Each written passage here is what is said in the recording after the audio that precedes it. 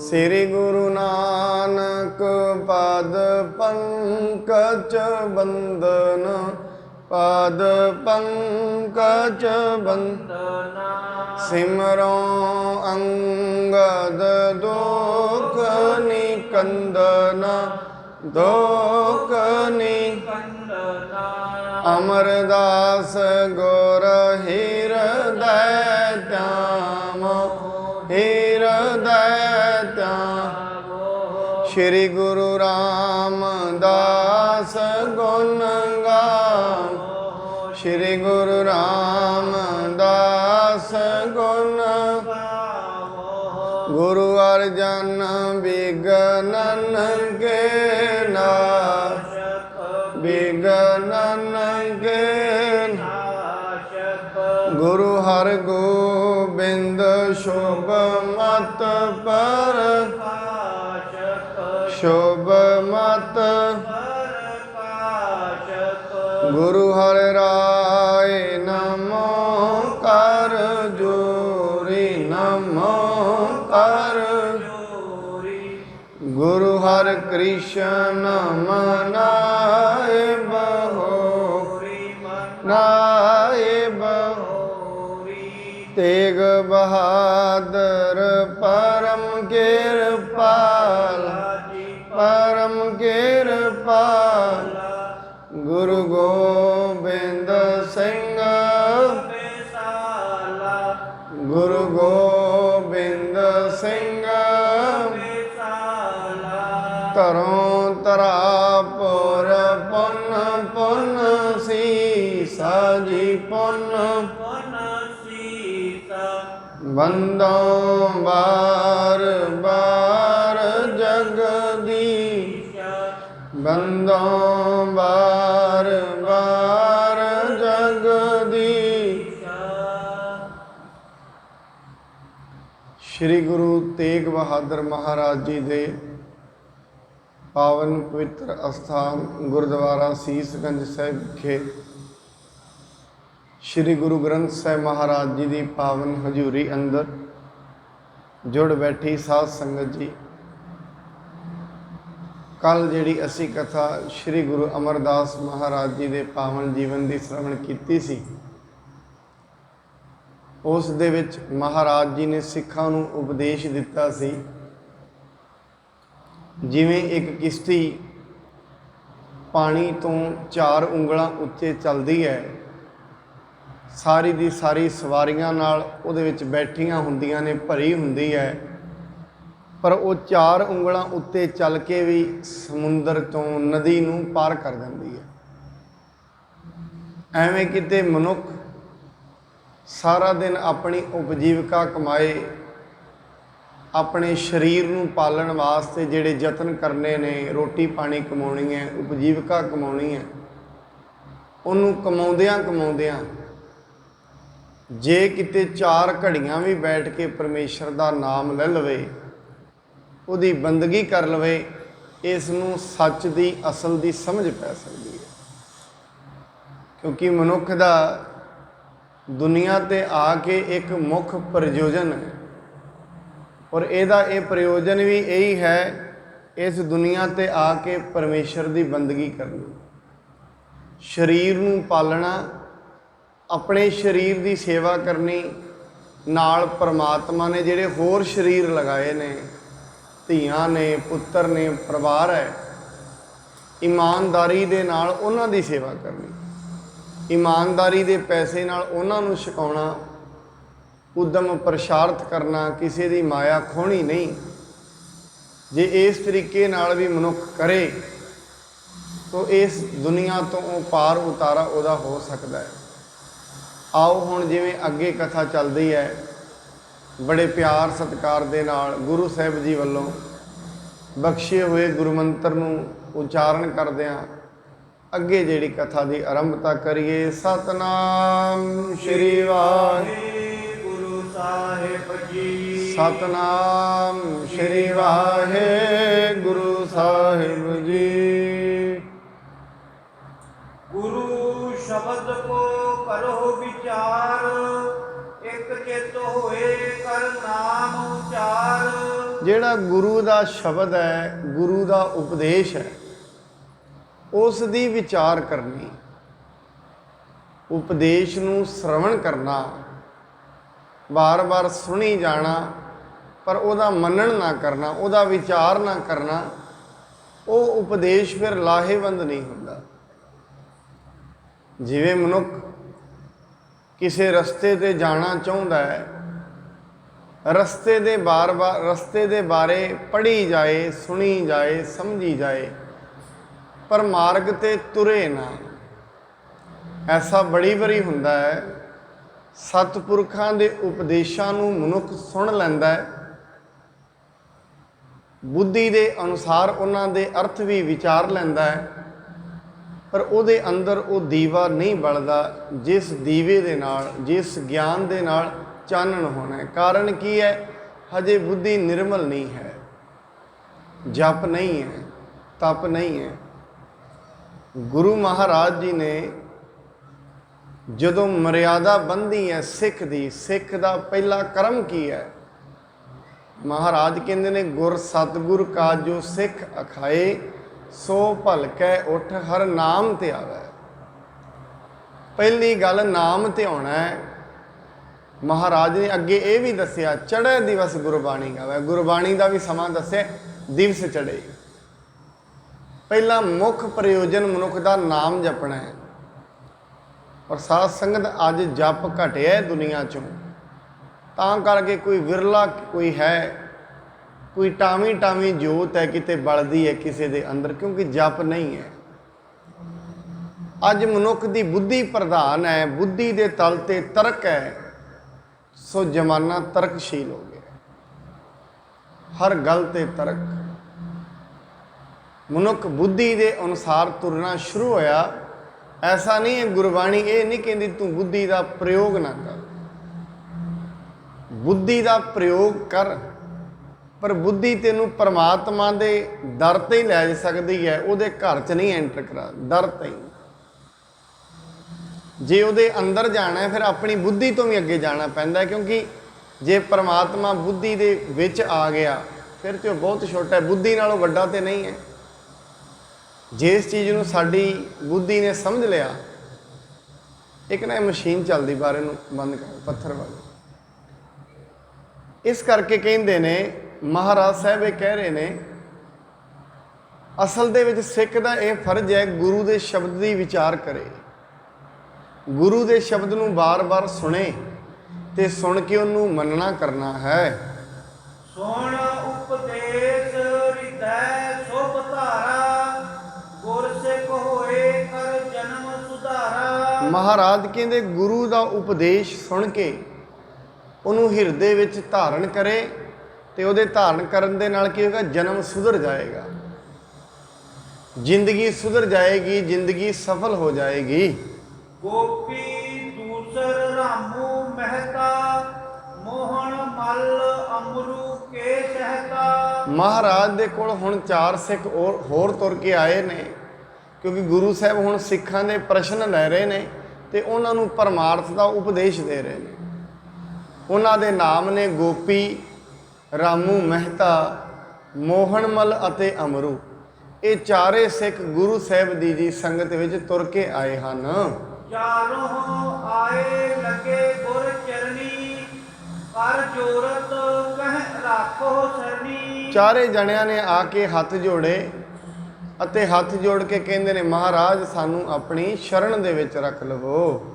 ਬਿਰਤ ਗਰੀਬ ਨਿਵਾਜ ਤੁਮਾਰਾ, ਉਪਦੇਸੋ ਜੇ ਮੋਹੇ ਉਧਾਰਾ। हे ਮਹਾਰਾਜ, ਤੁਹਾਡਾ ਇਹ ਸੁਭਾਅ ਹੈ, ਕਿਉਂਕਿ ਜੈਸਾ ਸੁਭਾਅ ਪਰਮੇਸ਼ਰ ਦਾ ਹੁੰਦਾ ਹੈ, ਐਸਾ ਹੀ ਸੁਭਾਅ ਉਹਦੇ ਨਾਮ ਜਪਣ ਵਾਲੇ ਦਾ ਹੋ ਜਾਂਦਾ ਹੈ। ਤਾਂ ਹੀ ਤੇ ਬਾਣੀ ਦੇ ਵਿੱਚ ਗੁਰੂ ਗੋਬਿੰਦ ਸਿੰਘ ਮਹਾਰਾਜ ਜੀ ਨੇ ਵੀ ਕਿਹਾ, ਹਰ ਹਰ ਜਨ ਦੁਈ ਏਕ ਹੈ, ਬਿਬ ਵਿਚਾਰ ਕਿਛ ਨਾਹੀਂ, ਜਲ ਤੇ ਉਪਜ ਤਰੰਗ ਜਿਉਂ ਜਲ ਹੀ ਵਿਖਿਆ ਸਮਾਏ। ਜਿਵੇਂ ਜਲ ਦੇ ਵਿੱਚੋਂ ਤਰੰਗਾਂ ਉੱਠਦੀਆਂ ਨੇ, ਲਹਿਰਾਂ ਉੱਠਦੀਆਂ ਨੇ, ਕਿ ਲਹਿਰਾਂ ਕਦੇ ਪਾਣੀ ਨਾਲੋਂ ਵੱਖਰੀਆਂ ਹੁੰਦੀਆਂ ਨੇ? ਨਹੀਂ ਹੁੰਦੀਆਂ। ਇਸ ਕਰਕੇ ਕਦੀ ਵੇਖਣਾ ਹੋਏ परमात्मा कैसा है कित्थों पता लगेगा? जे दुनिया नूं परमात्मा बारे पता लग्या कित्थों लग्या? जिन्हां ने परमात्मा नूं आराध्या। और गुरबाणी कहती है जिन्हां ने परमात्मा नूं आराध्या परमात्मा ने उन्हां दी पूजा करा दी। जिन नानक सतगुरु पूजिया तिन हर पूज करावा। जिन्हां परमेश्वर की बंदगी की परमेश्वर ने दुनिया ते उन्हां दी पूजा करा दी जिन्हां परमेश्वर की। हुण महाराज साहब जी नूं कहंदे महाराज तुहाडा एक सुभाअ है, और कई बारी आप जी नूं बेनती की है जिस दा सानूं सुभाअ पता लग जाए असीं उहदे तो सारा काम करा सकते हैं। गल इन्नी हुंदी है मनुख किसी ऑफिसर दे विच जाए, किसी ऑफिस दे विच जाए, अगे कोई अफसर बैठा है, पहला बाहर पुछदा है भी इहदा सुभाअ कैसा है। जे बाहरों कह दे सुभाअ बड़ा मिलनसार है, मनुख दे विच थोड़ा मनोबल वध जांदा है भी काम कर देवेगा। एवें जिहड़ा परमात्मा दा सुभाअ है वो गरीब नवाज है, जिहड़ा उहदे सामने निमाणा हो जाता है। और ये कह दिंदा परमात्मा निमाणा की है, अपनी बुद्धि का जोर छड्डना, बस ये निमाणा होना है। निमाणा होना की है भी मेरी बुद्धि नहीं है। हजे तई मनुख नूं ये है, कई बारी बेनती प्रशादा असीं बनाउने आ, मैं कमा रहा, ये मेरा शरीर है, ये मनुख नूं निमाणा नहीं होण दिंदा। ये जिहड़ा घर है ये मैं बनाया है, बच्चे मैं पाले ने, ये निमाणा नहीं होण दिंदा। क्यों? ये हंकार थोड़ा रखेगा भी विच मैं है। जिस दिन इनू छड्ड देगा उन्होंने कहते ये निमाणा हो गया, शरण में आ गया। इस करके महाराज कहते ने परमात्मा गरीब नवाज है। सिख कहते साहिब जी तुसी गरीब नवाज हो, किरपा करके सानू अपना सुंदर उपदेश बख्शो। श्री गुर अमरदास तब कहो हउमੈ कर बंधन को लहियो। महाराज कहते भाई तुहाडी जिंदगी दे विच रस नहीं है, जिंदगी निरस है। इहदा कारण है हउमे दा बंधन। और गुरबाणी दे विच महाराज ने बार बार एक ही ताकीद की, बार बार ये मनुख नूं जोर दिता जे जिंदगी दे विच सुधार करना है हउमे दे बंधन तो, जे जिंदगी दे विच कुछ प्राप्त करना है फिर तेनू हउमे दे बंधन तोड़ने पैने हन। अनहोवत ही एहो बन आई बुरी बलाए सबन लपटाई। महाराज कहते ना हुंदियां भी इस तरह हो गया है ते जिहड़ी ये बुरी बला है हउमे रूपी बला है ये सारियां नूं लगी हुई है। परमेश्वर कहो देत भुलाए अनहोवत दुख ते समुदाए। मनुख परमेश्वर नूं भुला दिंदा है ते परमेश्वर नूं भुलाण करके इहनूं दुख मिलदा है। परमेश्वर नूं कौन भुलाउंदा है? इहदा ध्यान। परमेश्वर ने आउणा कित्थे है? ध्यान विच। जिहड़ियां बाहर दीयां वासनावां ने, बाहर दीयां तरंगां ने, ये परमेश्वर नूं भुलाउंदियां। जिवें आपां बार बार संगत विच भी ये कहने हाँ कि मनुख जदों संगत च बैठे एकाग्र चित हो के बैठे। और पहली गल तो मनुख जदों गुरुद्वारे आए घरों ये डिसाइड करके आए मैं गुरुद्वारे चलिया, उत्थे करन की चलिया? कुछ लैण चलिया गुरु तो। क्योंकि गुरु कौन है? गुरु समुंदर है, जिन्हों महाराज कहते उहदे कोल सारा कुछ है, ज्ञान भी है, ध्यान भी, सब कुछ वो दे सकता है। बस मनुख घरों ये डिसाइड करके आए मैं लैण की चलिया, संगत विच चलिया, एक एक गल मैं अपनी जिंदगी दे विच धारण करना है। याते इसको दीजह त्यागे प्रभ के संग गंड तब लागे। महाराज कहते जिहड़ी हउमे है मनुख दे दुखां दा कारण यही है। बस मनुख अपनी अलग हस्ती परमात्मा तो समझ रहा है। और बाणी ये कहती है बड़ी बड़ी महाराज ने जपजी साहिब के आरंभ में ही कहा कहते भाई जे जिंदगी दे विच सब तो वड्डी गल तू अपनी हउमे नूं छड्ड। क्योंकि मनुख की कोई हस्ती नहीं है इस दुनिया ते, इन्हें अपनी हस्ती वखरी बनाई हुई है, मन्निया होया है। और जो कुछ भी असी हाँ बस वही हाँ जो कुछ असी मन्निया है। कोई मनुख अपने आप दे विच हिंदू है, मुसलमान बने हैं, सिख बने, मन्निया होया उन्हें है नहीं है, असल विच मन लिया है। जिंदगी दे विच जो कुछ भी मनुख है वह मनोत है, जो कुछ उन्हें मन्निया। मन्निया कदों दा? जदों दा जन्म होया है, जो जो इनू घर दे कहंदे रहे ने, बाहर जो जो वो इन्हें मनदा रहा, सब कुछ मन लिया, बस परमात्मा नहीं मन्निया, बस सब कुछ मन लिया। इस समय ताईं मनुख ने हरेक चीज़ जिहड़ी सामने विख रही है, दरख्त नूं दरख्त करके मन लिया। कहत्या करता ने ये दरख्त है, मन लिया। जिहड़ी चीज़ घरदियां कह दी ये जहरीली है, इनू हथ नहीं लाउणा, अज ते ही नहीं लाया, मन लिया। महाराज कहते जिन्हें परमात्मा नूं मन लिया, सुनिया सब ने होएगा परमात्मा बारे। महाराज कहते जिन्हें मन लिया उहदी की गति है? मन्ने की गत कही ना जाए। उहदे बारे नहीं, वो किन्नी विशालता वाला, किन्ने वड्डे हिरदे वाला हो जाएगा, ये बारे नहीं कहा जा सकता। एक ना इड्डे वड्डे हौसले वाला वो मनुख हो जाता है, ना कुछ होंदे अणहुंदे आप वंडाए, को ऐसा भगत सदाए। अणहुंदियां भी वंडा लैंदा है। एक हसन फकीर होया, मैं उसकी गाथा सुन भी रहा सी, एक दिन पढ़ी भी है। वो जिहड़ा हसन फकीर सी, एक दिन उसकी झुग्गी दे विच एक चोर चोरी करन आ गया। पहला ही एक झोपड़ी में रहिंदा, एक चोर होर चोरी करन आ गया। बैठा है उच्ची उच्ची रब का नाम अल्लाहू करी जा रहा है। चोर चोरी करन लई आया, उन्हें वेख्या चोर ने बड़े हथ पल्ले मारे ने, लभ्या कुछ है नहीं, फकीर की झुग्गी चों की लभना है।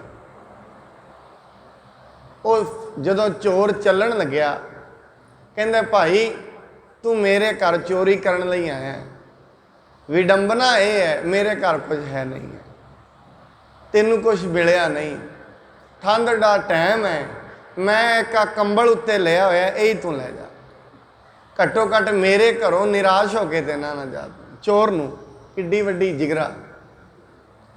चोर नूं कहंदा तू मेरे घर चोरी करन नहीं आया, होर ते तेनू कुछ नहीं मिलिया, आ मेरा एक कंबल है, ये कंबल तू लै जा, घट्टो घट्ट तेनू ठंड ते ना लगेगी।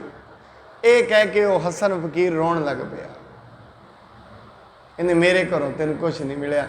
उहदे अथरुआं ने उस चोर नूं मजबूर कर दिता साध बनन लई। उस चोर नूं मन बदल गया, क्योंकि जदों वाक दिलों निकलता है, जे गल दिलों निकलती है, वह धुर अंदर ताईं असर करती है। असर ताईं हुंदा है जदों दिलों निकले। हुण वो साध दीयां गल्लां ने वो चोर नूं भी साध बना दिता।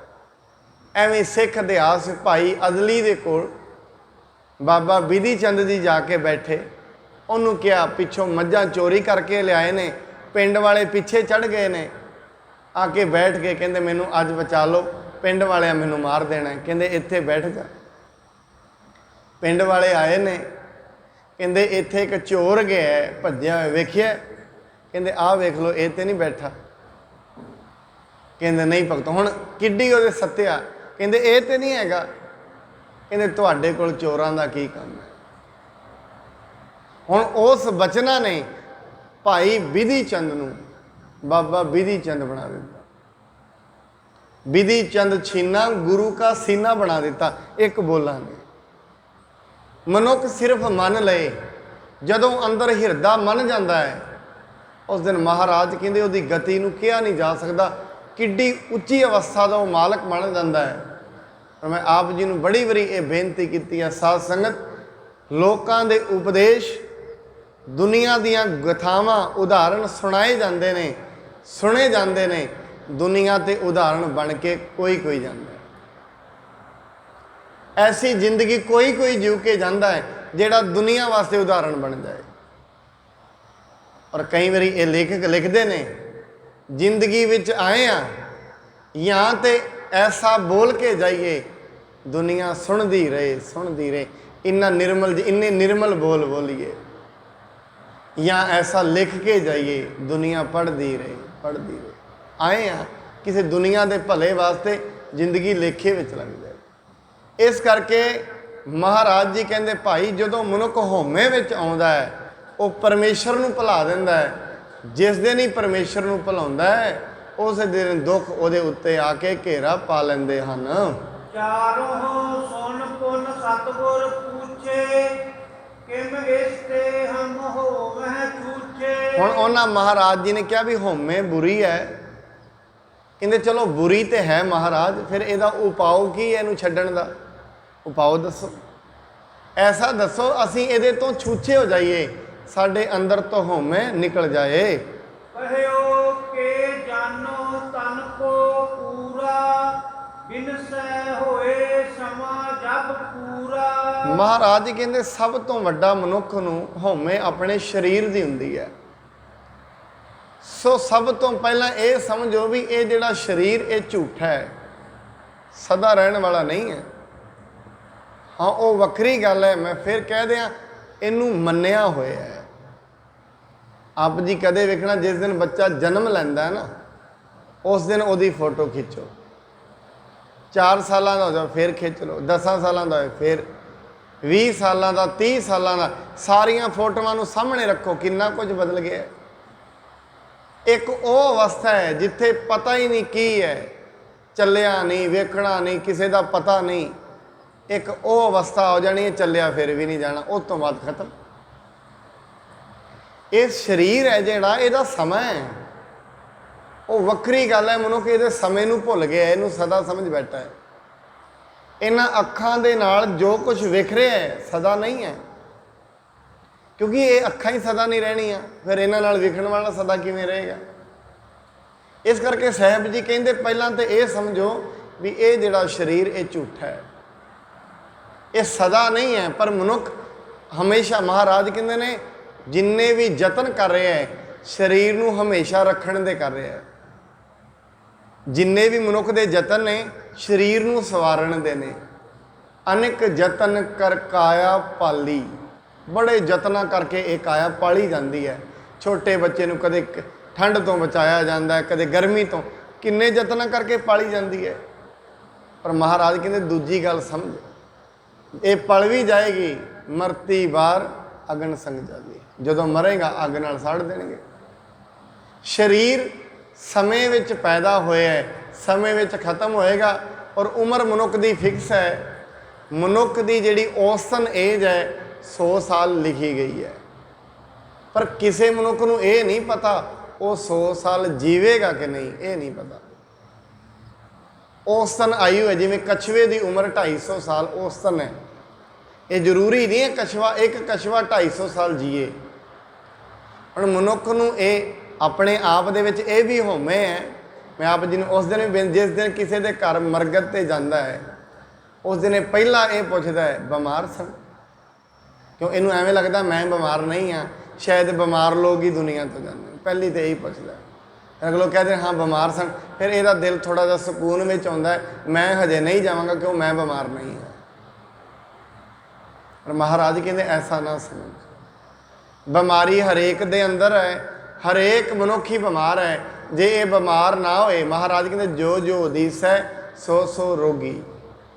ਜੇ ਇਹ ਬਿਮਾਰ ਨਾ ਹੋਏ ਫਿਰ ਇਹ ਬੁੱਢਾ ਕਿਵੇਂ ਹੋਏਗਾ? ਮਹਾਰਾਜ ਤੇ ਕਹਿੰਦੇ ਨੇ ਬੁਢਾਪਾ ਵੀ ਇੱਕ ਬਿਮਾਰੀ ਹੈ। ਜਰ ਲੱਗਿਆ ਇਹਨੂੰ, ਸਰੀਰ ਨੂੰ ਜਰ ਲੱਗਿਆ, ਜਿਵੇਂ ਲੋਹਾ ਬਾਹਰ ਪਿਆ ਹੈ, ਇੱਕ ਦਿਨ ਉਹਨੇ ਗਲ ਜਾਣਾ ਹੈ। ਪਰ ਜਿਸ ਦਿਨ ਜਰ ਸ਼ੁਰੂ ਹੋਇਆ ਗਲਣਾ ਤੇ ਉਸ ਦਿਨ ਹੀ ਸ਼ੁਰੂ ਹੋ ਗਿਆ।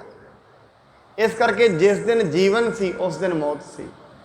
ਸਾਹਿਬ ਜੀ ਕਹਿ ਰਹੇ ਨੇ ਇਸ ਕਰਕੇ ਮਨੁੱਖ ਇਹ ਸਮਝੇ ਪਹਿਲਾਂ ਹਉਮੈ ਛੱਡਣ ਦਾ ਤਰੀਕਾ, ਮੈਂ ਸਦਾ ਨਹੀਂ ਰਹਿਣਾ।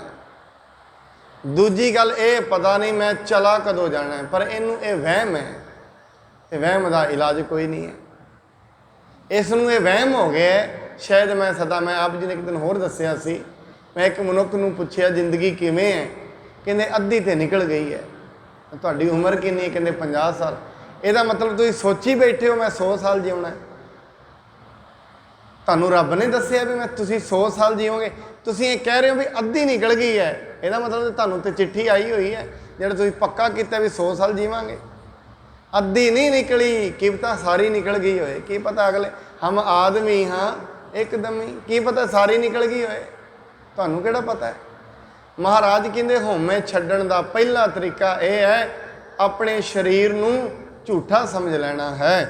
ਸਨੇ ਸਨੇ ਇਸ ਤੇ ਬ੍ਰਿਤ ਛੋਰ ਕਰੋ ਲਗਾਵਣ ਆਤਮ ਔਰ। ਜਿਉਂ-ਜਿਉਂ ਮਨੁੱਖ ਪਰਮੇਸ਼ਰ ਦੀ ਯਾਦ ਵਿੱਚ ਜੁੜੇਗਾ ਹੌਲੀ ਹੌਲੀ ਇਹ ਦੇਹ ਅਧਿਆਸ ਟੁੱਟਦਾ ਹੈ। ਮਨੁੱਖ ਆਪਣੇ ਸਰੀਰ ਨੂੰ ਝੂਠਾ ਸਮਝਦਾ ਹੈ, ਹੌਲੀ ਹੌਲੀ ਆਤਮਾ ਵੱਲ ਨੂੰ ਚੱਲ ਪੈਂਦਾ ਹੈ। ਸਹਿਨਸ਼ੀਲਤਾ ਛਿਮਾ ਤਰੀਜੈ ਕਿਸ ਕੇ ਸੰਗ ਨ ਦੁਐਸ ਰਚੀਜੈ। ਹੁਣ ਜਦੋਂ ਮਨੁੱਖ ਨੇ ਆਪਣੇ ਆਪ ਦੇ ਵਿੱਚ ਇਹ ਸਮਝ ਹੀ ਲਿਆ ਇਹ ਸਰੀਰ ਝੂਠਾ ਹੈ, ਇਹ ਸਦਾ ਨਹੀਂ ਰਹਿਣਾ ਹੈ, ਫਿਰ ਮਹਾਰਾਜ ਕਹਿੰਦੇ ਨੇ ਉਹਦੇ ਅੰਦਰ ਦੋ ਗੁਣ ਆ ਜਾਣਗੇ, ਸਹਿਨਸ਼ੀਲਤਾ ਤੇ ਖਿਮਾ। ਉਹਦੇ ਅੰਦਰ ਇਹ ਗੁਣ ਧਾਰਨ ਕਰ ਲਵੇਗਾ ਉਹ। ਮਹਾਰਾਜ ਕਹਿੰਦੇ ਇਸ ਕਰਕੇ ਸਹਿਨਸ਼ੀਲ ਰਵੇ, ਹਮੇਸ਼ਾ ਖਿਮਾ ਧਾਰਨ ਕਰੇ। ਮਹਾਰਾਜ ਆਸਾ ਦੀ ਵਾਰ 'ਚ ਇੱਕ ਸ਼ਬਦ ਉਚਾਰਨ ਕਰਦੇ ਨੇ, ਜਾਂ ਰਹਿਣਾ ਨਾਹੀ ਏਤ ਜਗ ਤਾਂ ਕਾਹਿਤ ਗਰਭ ਹੰਡੀਐ। ਫਿਰ ਹੰਕਾਰ ਕਾਹਦਾ ਜਦੋਂ ਇੱਥੇ ਰਹਿਣਾ ਹੀ ਨਹੀਂ। ਅੰਧੇ ਜੀਵ ਨਾ ਵਿਚਾਰ ਦੇਖ ਕੇਤੇ ਕੇ ਦਿਨਾ, ਜੈਸੇ ਰਹਿਣ ਪਰਾਉਣੇ ਉੱਠ ਚਲ ਸਹਿ ਪ੍ਰਭਾਤ। ਤੂੰ ਤੇ ਇੱਕ ਪ੍ਰਾਹੁਣਾ ਹੈ। ਇੱਥੇ ਮੇਲਾ ਚੱਲ ਰਿਹਾ ਸਾਰਾ ਦੁਨੀਆ ਆਪੋ ਆਪਣਾ ਰੋਲ ਨਿਭਾ ਰਹੇ ਨੇ ਸਾਰੇ।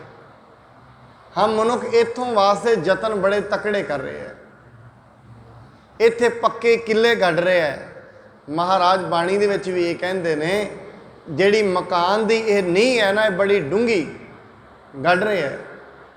ਕਿਉਂ? ਸ਼ਾਇਦ ਇਹਦੇ ਵਿੱਚ ਸਦੀਵ ਹੀ ਰਹਿਣਾ ਹੈ, ਪਰ ਐਸਾ ਨਹੀਂ ਹੈ। ਸਾਧ ਸੰਗਤ ਇਹਦੇ ਵਾਸਤੇ ਨਾ ਗੁਰਬਾਣੀ ਦੇ ਵਿੱਚ ਇੱਕ ਉਦਾਹਰਣ ਹੁੰਦਾ ਹੈ ਮਧੂਮੱਖੀ ਦਾ। ਜਿਉ ਮਧਮਾਖੀ ਸਟੋਰ ਜੋਰ ਜੋਰ ਧਨ ਕੀਆ। ਇੱਕ ਮਧੂਮੱਖੀ ਹੁੰਦੀ ਹੈ ਨਾ ਜਿਹੜੀ, ਉਹ ਸਾਰੀ ਉਮਰ ਫੁੱਲਾਂ ਤੇ ਜਾਂਦੀ ਹੈ, ਉੱਥੋਂ ਸ਼ਹਿਦ ਇਕੱਠਾ ਕਰਕੇ ਲਿਆਉਂਦੀ ਹੈ, ਲਿਆ ਕੇ ਛੱਤੇ 'ਚ ਰੱਖੀ ਜਾਂਦੀ ਹੈ। ਇੱਕ ਦਿਨ ਆਉਂਦਾ ਹੈ, ਉਹਦੇ ਥੱਲੇ ਅੱਗ ਬਾਲਦਾ ਹੈ, ਮੱਖੀਆਂ ਭਜਾ ਦਿੰਦਾ ਹੈ, ਸ਼ਾਇਦ ਕੋਈ ਹੋਰ ਖਾਂਦਾ ਹੁੰਦਾ ਹੈ। ਮਧੂਮੱਖੀ ਸਾਰੀ ਜ਼ਿੰਦਗੀ ਵਿਚਾਰੀ ਉਹ ਇਕੱਠੀ ਕਰਨ ਜੋਗੀ ਰਹਿ ਜਾਂਦੀ ਹੈ, ਖਾਂਦਾ ਕੋਈ ਹੋਰ ਹੈ। ਸਾਰੀ ਉਮਰ ਮਨੁੱਖ ਮਕਾਨ ਬਣਾਉਣ ਜੋਗਾ ਹੀ ਰਹਿ ਜਾਂਦਾ, ਰਹਿੰਦਾ ਕੋਈ ਹੋਰ ਹੈ। ਇਹ ਪਤਾ ਨਹੀਂ ਕਿੰਨੇ ਉਪਰਾਲੇ ਕਰਕੇ ਬਹੁ ਪਰਪੰਚ ਕਰ ਪਰ ਧਨ ਲਿਆਵੇ। ਕਦੀ ਕਿਸੇ ਦਾ ਖੋਹ ਕੇ ਲਿਆਉਂਦਾ ਹੈ, ਕਿਸੇ ਨਾਲ ਕੁਝ ਕਰਦਾ ਹੈ, ਬਣਾਉਂਦਾ ਇਹ ਹੈ, ਰਹਿਣ ਵਾਲੇ ਦੂਜੇ ਆ ਜਾਂਦੇ ਨੇ। ਮਧੂਮੱਖੀ ਵਾਲਾ ਕੰਮ ਮਹਾਰਾਜ ਬਾਣੀ ਦੇ ਵਿੱਚ ਉਦਾਹਰਨ ਦਿੰਦੇ ਨੇ। ਮਨੁੱਖ ਦਾ ਕੰਮ ਹੈ ਮਧੂਮੱਖੀ ਵਾਲਾ। ਇਹ ਵਿਚਾਰਾ ਜੋੜੀ ਜਾ ਰਿਹਾ, ਜਿਵੇਂ ਉਹ ਸ਼ਹਿਦ ਜੋੜਦੀ ਹੈ, ਇਹ ਘਰ ਲਿਆ ਕੇ ਚੀਜ਼ਾਂ ਜੋੜਦੀਆਂ ਮਾੜੀਆਂ ਨਹੀਂ, ਪਰ ਪਰਪੰਚ ਕਰਕੇ ਜੋੜਦੀਆਂ ਮਾੜੀਆਂ ਨਹੀਂ। ਕਿਸੇ ਦਾ ਹੱਕ ਲਿਆ ਕੇ ਜੋੜਦੀਆਂ, ਕਿਸੇ ਦਾ ਹੱਕ ਲਿਆ ਕੇ ਇਹ ਜੋੜੀ ਜਾ ਰਿਹਾ, ਬਣਾ ਲਏ ਨੇ ਵੱਡੇ। ਜਦੋਂ ਰਹਿਣ ਦਾ ਟਾਈਮ ਆਇਆ, ਜਦੋਂ ਇਹਦਾ ਮਾੜਾ ਜਿਹਾ ਮਨ ਠਹਿਰਿਆ, ਉਦਣ ਚੱਲਣ ਦਾ ਟਾਈਮ ਆ ਗਿਆ। ਮਹਾਰਾਜ ਕਹਿੰਦੇ ਇਸ ਕਰਕੇ ਖਿਮਾ ਤੇ ਸਹਿਨਸ਼ੀਲਤਾ ਆਪਣੇ ਅੰਦਰ ਮਨੁੱਖ ਨੂੰ ਧਾਰਨ ਕਰਨੀ ਚਾਹੀਦੀ ਹੈ। ਬਾਗ ਕਠੋਰ ਅਨਾਦਰ ਕਰੇ ਸੁਨ ਕਰ ਤਪਹਿ ਨਾ ਰਿਸ ਕਬ ਧਰੇ। ਦੂਜੀ ਗੱਲ ਇਹ ਹੈ ਕਦੇ ਵੀ ਕਠੋਰ ਨਾ ਬੋਲੇ, ਅਨਾਦਰ ਦੇ ਵਾਕ ਨਾ ਬੋਲੇ, ਕਦੇ ਵੀ ਕਿਸੇ ਨੂੰ ਗੁੱਸੇ ਵਿੱਚ ਨਾ ਬੋਲੇ। ਬਾਣੀ ਤੇ ਇਹ ਕਹਿੰਦੀ ਹੈ, ਵੈਸੇ ਇਹ ਗੱਲ ਬਹੁਤ ਵੱਡੀ ਹੈ, ਫਰੀਦਾ ਬੁਰੇ ਦਾ ਭਲਾ ਕਰ ਗੁੱਸਾ ਮਨ ਨਾ ਹੰਢਾਏ। ਉਹਦੇ ਨਾਲ ਫਿਰ ਦੋ ਚੀਜ਼ਾਂ ਨੇ, ਇੱਕ ਤੇ ਸਰੀਰ ਨੂੰ ਵੀ ਰੋਗ ਨਹੀਂ ਲੱਗਦਾ, ਇੱਕ ਮਨ ਨੂੰ ਵੀ ਨਹੀਂ ਲੱਗਦਾ। ਦੇਹੀ ਰੋਗ ਨਾ ਲੱਗਈ ਪੱਲੇ ਸਭ ਕੁਛ ਪਾਏ। ਸਿਰਫ ਇੱਕ ਗੁੱਸਾ ਛੱਡਣ ਨਾਲ, ਸਿਰਫ ਮਾੜੇ ਮਨੁੱਖ ਨੂੰ ਵੀ ਭਲਾ ਕਹਿਣ, ਭਲਾ ਮਤਲਬ ਜੋ ਮਾੜਾ ਕਰ ਰਿਹਾ ਹੈ। ਜੇ ਕੋਈ ਮਨੁੱਖ ਦੁਨੀਆ ਦੇ ਵਿੱਚ ਮਾੜੇ ਕਰਮ ਕਰ ਰਿਹਾ ਹੈ, ਇਹ ਕੀ ਪਤਾ ਹੈ ਰੱਬ ਨੇ ਉਹਨੂੰ ਕਦੋਂ ਚੰਗੇ ਬਣੇ ਲਾ ਦੇਣਾ, ਤੇ ਰੱਬ ਹੀ ਜਾਣਦਾ ਹੈ। ਪਰਮੇਸ਼ਰ ਦੀਆਂ ਬਾਤਾਂ ਪਰਮੇਸ਼ਰ ਜਾਣਦਾ ਹੈ। ਆਪਣੀ ਸ਼ਖਸੀਅਤ ਦਾ ਮਾਣ ਹੁੰਦਾ ਹੈ ਨਾ ਜਿਹੜਾ, ਉਹ ਮਨੁੱਖ ਨੂੰ ਪਤਾ ਨਹੀਂ ਕਿਤੇ ਖੱਡੇ ਵਿੱਚ ਡੇਗ ਦੇਵੇ। ਆਪਣੀ ਸ਼ਖਸੀਅਤ ਦਾ ਮਾਣ, ਔਰ ਇਹ ਮਾਣ ਧਰਮ ਦੀ ਦੁਨੀਆ ਵਿੱਚ ਬਾਣੀ ਪੜ੍ਹਨ ਵਾਲੇ ਨੂੰ ਹੋ ਜਾਂਦਾ ਹੈ। ਵੇਦ ਦਾ ਪਾਠ ਕਰਨ ਵਾਲਾ ਜਿਹੜਾ ਹੁੰਦਾ ਹੈ, ਮਹਾਰਾਜ ਨਾਲ ਪਹਿਲਾਂ ਜਿਹੜਾ ਇਹ ਕਿਹਾ ਜਾਂਦਾ ਸੀ, ਬ੍ਰਾਹਮਣ ਨੂੰ ਦਵਿਜ ਕਿਹਾ ਜਾਂਦਾ ਸੀ। ਬ੍ਰਾਹਮਣ ਜਿਹੜਾ ਬ੍ਰਹਮ ਦੇ ਵਿੱਚ ਲੀਨ ਹੋ ਗਿਆ ਹੈ, ਪਰ ਬ੍ਰਾਹਮਣ ਬ੍ਰਹਮ ਦੀ ਵਿਚਾਰ ਪੜ੍ਹ ਕੇ ਉਹਦੇ ਵਿੱਚ ਹੀ ਕਹਿੰਦਾ ਮੈਨੂੰ ਬ੍ਰਹਮ ਬਾਰੇ ਪਤਾ ਹੈ। ਜਿਸ ਨੂੰ ਬ੍ਰਹਮ ਬਾਰੇ ਪਤਾ ਲੱਗ ਗਿਆ, ਉਹ ਕਹਿੰਦਾ ਮੈਨੂੰ ਆਪਣੇ ਆਪ ਦਾ ਹੀ ਨਹੀਂ ਪਤਾ। ਮਹਾਰਾਜ ਬਾਣੀ 'ਚ ਕਹਿੰਦੇ ਨੇ, ਜਿਹਨੂੰ ਬ੍ਰਹਮ ਦਾ ਪਤਾ ਲੱਗ ਗਿਆ, ਉਹ ਕਹਿੰਦਾ ਮੈਨੂੰ ਤੇ ਆਪਣੇ ਆਪ ਦਾ ਹੀ ਨਹੀਂ ਪਤਾ ਮੈਂ ਕੌਣ ਹਾਂ। पर कई बारी ब्रह्म की विचार की भी मनुख ते हंकार चढ़ जाता है, कहना मैनू पता है। और जेड़ा ये कह रहा है मैनू परमात्मा बारे पता है, उन्होंने हजे तक कुछ नहीं पता। जेड़ा ये दावा करता है मैनू कुछ पता है, सुकरात कहता हुंदा सी जिस दिन मैं धर्म की दुनिया ते नवा नवा चलिया, मैं लोगों को कहता सी जे कोई सवाल है किसी का मैनू पूछो, मैनू पता है। और मनुख की ये आदत है, मनुख जे सब तो ज़्यादा कुछ समझदा है ना, सब तो ज़्यादा प्यार करता है अपने विचारों को, करता है अपनी सियाणप को, करता है अपने आप तो सियाणा मनुख दूजे को समझदा नहीं। सियाणप सब तो प्यारी है। सुकरात कहता जिदन दुनिया दे परमेश्वर के राह ते तुरया, पहले दिन मैं कहता हुंदा सी मैनू बहुत कुछ पता है। जिमें जिमें अगे तुरया परमात्मा का पसारा वेख्या इत्थे ते बुद्धियां वालियां नूं अन्ने वो कर दिंदा है। पता नहीं किहदी बुद्धि, क्योंकि मुकम्मल बुद्धि नहीं है इत्थे किसी दी। किड्डा वड्डा जीव विज्ञानी बन जाएगा, भौतिक विज्ञानी बन जाएगा, रसायनिक विज्ञानी बन जाएगा, पर मुकम्मल नहीं हो सकेगा। और ये कहते ने अज दे विद्वान, जिन्ना भी मनुख ने अज तक परमेश्वर बारे जाने हैं वो हजे तक 1% भी नहीं है जिन्ना को जाने हैं। पर इनू मनुख नूं अज जानन दा ही बड़ा हंकार है। कहते जान जान के ये जाने कुछ नहीं जानते। सुकरात कहता जो मैं थोड़ा जा होर अगे गया धर्म के राह ते, मैनू ये मैं कहना शुरू किया मैनू कुछ पता है, सारा कुछ नहीं पता। कहते अज धर्म के राह ते बड़े अगे पहुँच गए हाँ, अज ये कहीदा है मैनू कुछ भी नहीं पता। कबीर सब थे हम बुरे, हम तज भलो सब कोई। मैं नहीं जानता, मैं तो बहुत बुरा। होर भले मनुख बड़े ने, उन्होंने जाके पूछ लो। कबीर सब ते हम बुरे, हम तज भलो सब कोई। जिन ऐसा कर बुझिया मीत हमारा सो। जिन्हें ऐसा बुझ लिया, जिन्हें ऐसा समझ लिया मैनू कुछ नहीं पता, मैं तो आप अवगुणा का भरिया। हम अवगुण भरे एक गुण, जिन्हें ये समझा जिहड़ा कि मेरी सियाणप नहीं है, क्योंकि हज़ारां सियाणपा भी होण चलदी नहीं है। ये रब दा एडा वड्डा, वड्डे वड्डे मनुख कि ऐसे पढ़े लिखे मनुख गलतियां नहीं करते। बड़े बड़े पढ़े लिखे मनुख बहुत छोटियां जिहियां गलतियां कर देंगे। गुरबाणी कहती है सियाणप वो चलन नहीं दिंदा कि सहस सियाणपा लख होहे तां एक ना चलै नाल। सियाणप है तो बड़ी वड्डी चीज़, पर परमेश्वर चलन नहीं दिंदा है। सुन उपदेश करन सो लागे, अंतर प्रीति धरह बड़ भागे। गुरु साहब जी का यह उपदेश सुनिया, हुण कहंदे ने फिर अज तो कठोर वचन नहीं बोलने, किसी नूं माड़ा नहीं बोलना। जो कुछ भी कोई कहता है सब उहदे हुक्म में हो रहा है। ये सुन के वो गुरु साहब जी के उपदेश से चलन लग पे हैं। गंगू अपर सहारू भारू, कर बंधन बैठे दुखे आरू। महाराज जी दे कोल गंगू सहारू ते भारू, महाराज जी नूं नमस्कार करके उन्हां दे कोल बैठ गए हैं। तीनों को भी उपदेशन कीन, वंड खाओ धर पाओ परबीन। उन्हां नूं भी गुरु जी ने उपदेश दिता, भाई सब तो वड्डा काम है वंड के छको। क्योंकि ये दुनिया ते एक परिवार की तरह असी सारे आए हैं। और कई बार ये समझीदा है जिन्ने भी असी इत्थे आए हैं, असी जिवें कॉलेजां दे विच बैच हुंदे ने, असी एक बैच दे कोई 90 बैच का है, कोई 92 बैच का है, कोई 88 का जन्म है, वो 88 के बैच के कई होणगे। है तो सारे एक इत्थे परौणे बन के आए हुए हैं सारे। ज्यों ज्यों जिवें पंछी आउंदे ने रात नूं आउंदे ने दरख्तां दे उत्ते, रात नूं सारी रात बैठते हैं, सवेरे आपो अपना जिधर जिधर नूं चल पैंदे ने। असी जिन्ने भी इत्थे मनुख तुरे फिर रहे हैं सारे परौणे बन के आए हैं। महाराज कहते फिर ये नाल ये सब तो वधिया गल है जे आपां सारे इकट्ठे ही हाँ, सारे भैन भरा ही हाँ, फिर एक दूजे की मदद करो। एक दूजे नूं लुटना काहदे वास्ते, एक दूजे की मदद करो। एक दूजे का अनर्थ क्यों करना है, वो अर्थ वास्ते कुछ करो। कोई भुखा है उन्होंने छका दिता जाए। महाराज ने ताई गुरु नानक साहब जी ने पहला उपदेश किया वंड के छको। ਕਿਰਤ ਕਰੋ, ਨਾਮ ਜਪੋ ਤੇ ਵੰਡ ਕੇ ਛਕੋ। ਇਸ ਕਰਕੇ ਮਹਾਰਾਜ ਕਹਿੰਦੇ ਭਾਈ ਵੰਡ ਕੇ ਛਕੋ, ਇਹੀ ਸਭ ਤੋਂ ਵੱਡੀ ਕਾਰ ਹੈ। ਮਧੁਰ ਗਿਰਾ ਸਾਪ ਸੰਗ ਉਚਾਰੋ, ਕਹਿਨ ਕਠੋਰ ਨਹੀਂ ਰਿਸ ਧਾਰੋ। ਮਹਾਰਾਜ ਅੱਗੇ ਫਿਰ ਕਹਿੰਦੇ ਨੇ ਇਹਨਾਂ ਨੂੰ ਵੀ ਇਹੀ ਉਪਦੇਸ਼, ਕਹਿੰਦੇ ਭਾਈ ਜਿਹਦੇ ਨਾਲ ਵੀ ਬੋਲਣਾ ਹੈ, ਜਿਸ ਦੇ ਨਾਲ ਵੀ ਵਾਰਤਾਲਾਪ ਕਰਨਾ ਹੈ, ਕਠੋਰ ਵਚਨ ਨਹੀਂ ਬੋਲਣੇ। ਕਿਉਂਕਿ ਕਠੋਰ ਜਿਹੜੇ ਵਚਨ ਹੁੰਦੇ ਨੇ ਪਤਾ ਨਹੀਂ ਕਿਹਦੇ ਦਿਲ ਨੂੰ ਠੇਸ ਪਹੁੰਚਾਉਣ।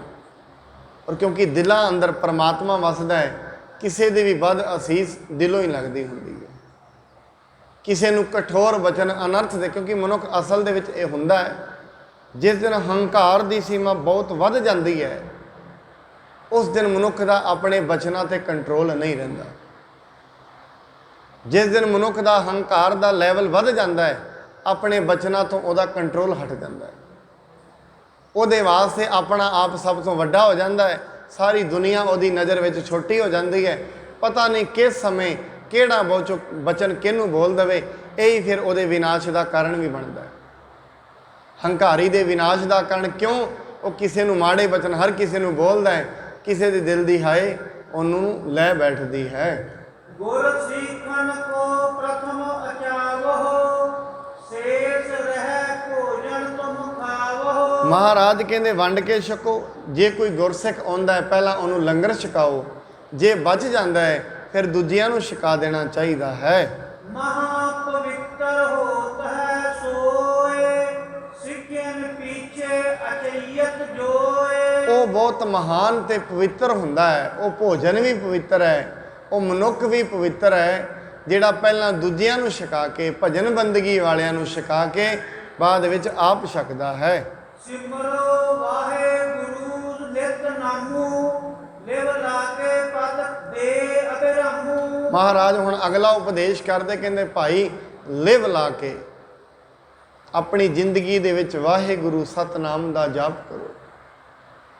ਵਾਹਿਗੁਰੂ ਸਤਨਾਮ ਪਰਮੇਸ਼ਰ ਦਾ ਜਾਪ ਮਨੁੱਖ ਨੂੰ ਬੜੀ ਉੱਚੀ ਪਦਵੀ ਬਖਸ਼ ਦਿੰਦਾ ਹੈ।